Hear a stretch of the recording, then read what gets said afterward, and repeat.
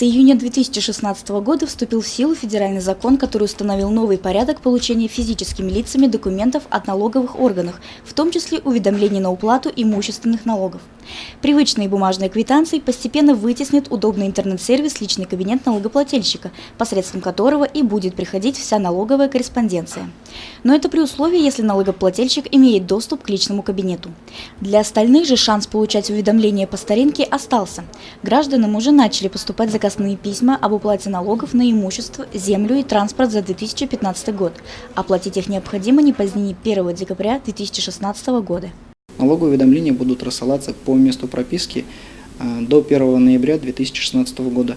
Если после этого срока вы не получили налоговое уведомление, тогда нужно будет обратиться в налоговую инспекцию за соответствующими уведомлениями. Хотелось отметить, налогоплательщики, которые зарегистрированы в личном кабинете налогоплательщика, налоговые уведомления по почте не будут рассылаться.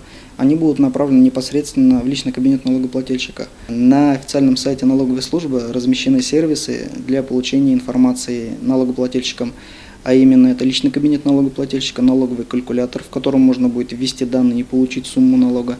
Также размещен сервис для получения сведений по ставкам налога, по льготам. Как отмечают специалисты, получать налоговые уведомления в виде письма удобнее всего тем, для кого интернет пока дорогое удовольствие или нет возможности распечатать квитанцию. К ним относятся, например, пенсионеры или жители деревни. А между тем, количество пользователей, зарегистрированных на сервисе «Личный кабинет», достигло 18 миллионов человек.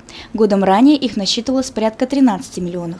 Впрочем, в каком бы виде вы не получили налоговое уведомление, в бумажном или электронном, оплатить его нужно в установленный законом срок. Евдокия Титаренко, Алик Кадыров, Гульгина Раскильдина, телекомпания СТВ.